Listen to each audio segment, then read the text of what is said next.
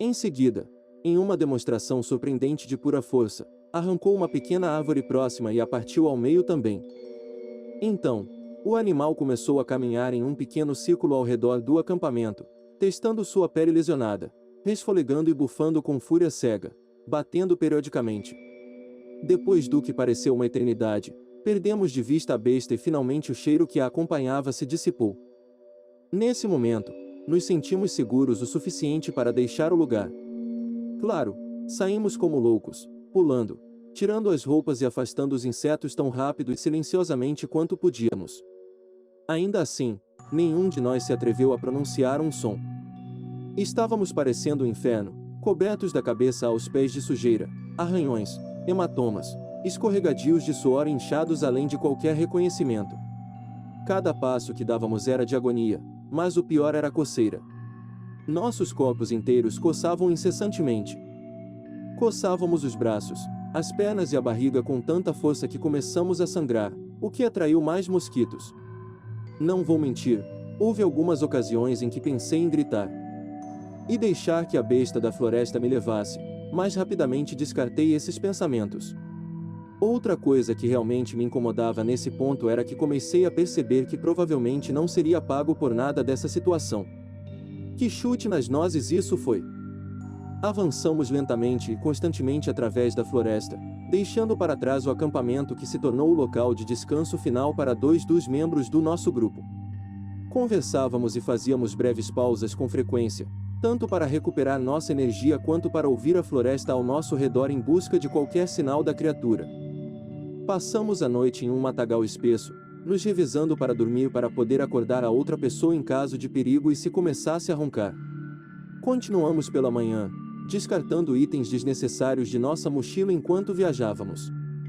Ele deixou cair a tenda, os sacos de dormir e a maior parte da comida que abrimos antes de jogar fora, na esperança de que isso afastasse a criatura de nós. Eu deixei cair quase todo o meu equipamento, com exceção do spray de urso como última linha de defesa, e também a comida e a água que precisaria para continuar vivo.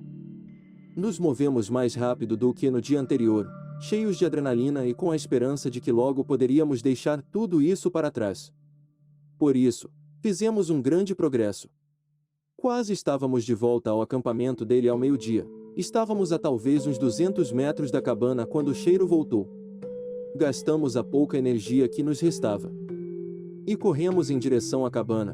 Eu podia ouvir o barulho de passos pesados atrás de mim. A criatura estava ganhando terreno rapidamente. A adrenalina pura bombeava em minhas veias. Tudo em que eu podia me concentrar era na pequena cabana de madeira à distância, se aproximando a cada passo. Eu queria me virar e olhar para ver o quão perto essa coisa tinha chegado, mas não fiz isso. Eu não podia me dar ao luxo de desperdiçar qualquer movimento ou energia. Só tinha que me concentrar na cabana à distância e então houve um barulho surdo, seguido por outro barulho surdo e outro barulho surdo. Finalmente, silêncio puro. Tudo o que eu podia ouvir eram os passos de dois homens correndo pela floresta e nossa própria respiração pesada. Imediatamente, eu sabia o que tinha acontecido. Ela tinha batido nas árvores. Eu não pude resistir mais e tive que olhar. O horror de antecipar uma morte certa era demais para suportar. Diminui um pouco o ritmo e olhei para trás, mas não havia nada. Olhei para a esquerda e depois para a direita e não havia nada em nenhum dos lados. Tentei olhar para cima, para as copas das árvores, mas o dossel era muito espesso para permitir ver mais do que alguns metros de altura. Ele tinha me ultrapassado e eu me concentrei em sua mochila. Esse era o meu novo objetivo, alcançar a mulher à minha frente. Você nunca deve ser o cara no final da fila, porque esse é sempre o primeiro a ser eliminado. Eu estava tão focado como um laser naquela mochila, minha visão se estreitou, nada mais na floresta importava. Tudo o que importava naquele momento era seguir aquela mochila esfarrapada até um lugar seguro. Então, a respiração se estabilizou, a dor nas minhas pernas parecia entorpecer, tudo parecia se mover em câmera lenta, loucamente. Pensei, uau, é assim que se sente a euforia de um corredor em perigo. Acho que eles não são tão loucos afinal de contas, é a sua vida que está em jogo. Mas de repente, meu campo de visão foi bloqueado por um braço peludo gigante que se lançou na minha frente e agarrou a mochila dele, jogando-a no ar. Ele gritou quando foi jogado no ar, chutando suas pernas. Felizmente, ele pensou rápido e imediatamente saiu da mochila, caindo 1 metro para trás e batendo no chão da floresta. Eu parei para ajudá-la a se levantar e continuamos. A cabana estava agora a uns 100 metros de nós, 80, depois 60 e finalmente 40. Senti que estava sendo levantado do chão e imediatamente tentei tirar a mochila, mas as alças estavam muito apertadas. Fui levantado cada vez mais alto nas árvores até que me encontrei cara a cara com o que nos tinha perseguido por 3 dias seguidos.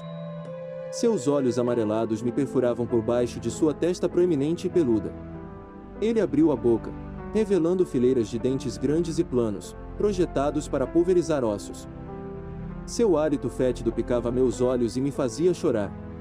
A besta inalou profundamente e então gritou na minha cara.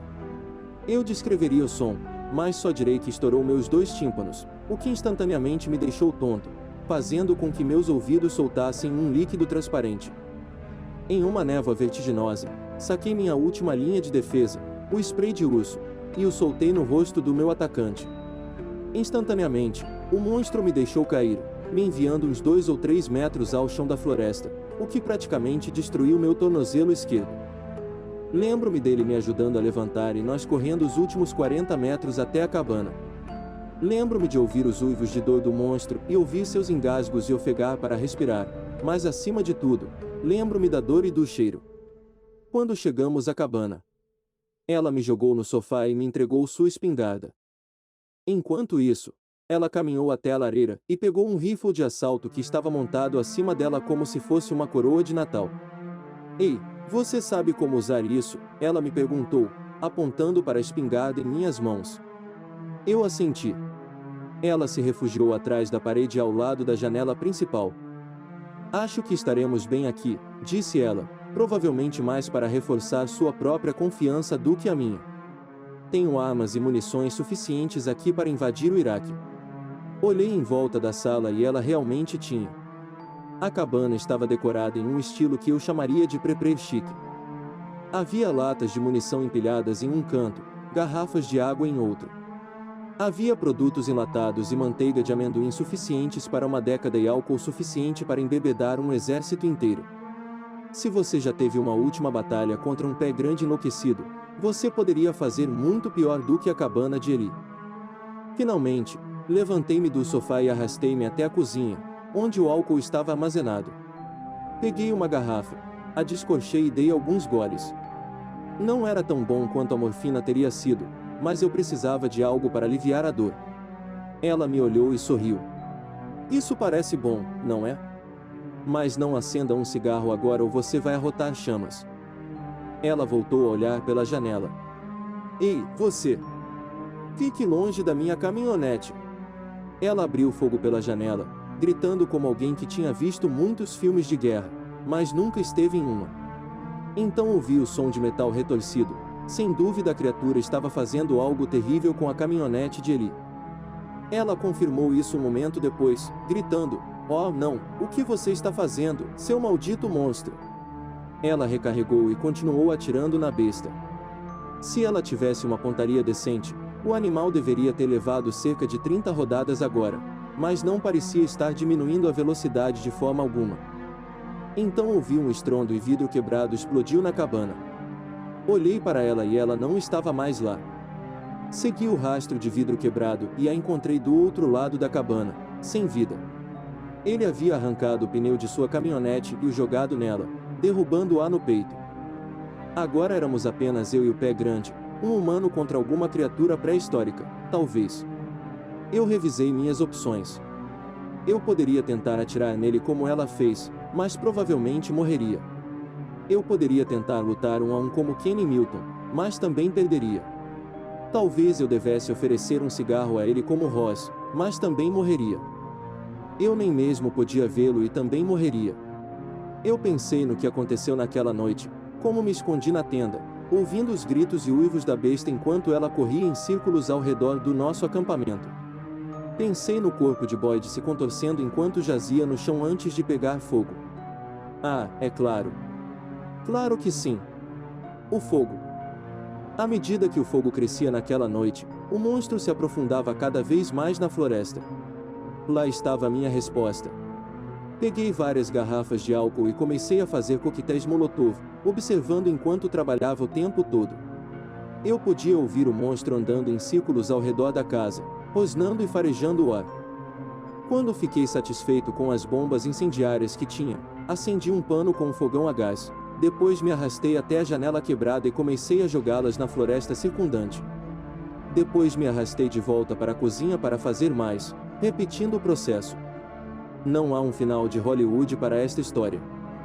Eu não derrubei a criatura para vingar meus camaradas caídos. Não houve história de amor neste relato. Acabei de fazer milhões de dólares em danos ambientais e à propriedade. Então, quando a cabana ficou com muito fumaça para eu respirar, saí, entrei na minha caminhonete que ainda estava estacionada e fui embora completamente bêbado. Inferno! Eu nem mesmo consegui fazer ninguém acreditar em mim quando dirigi até o hospital mais próximo. Fui preso por dirigir bêbado. Foi a reviravolta perfeita para um fim de semana de porcaria. Eu gostaria de poder dizer a todos vocês que aprendi algo, que houve uma mensagem maior nesta história, mas não acho que houve. A menos que a mensagem seja: você não tem que responder a todos os e-mails que recebe no trabalho, especialmente se você tem que se tornar um caçador de criptídeos. Fim da transmissão.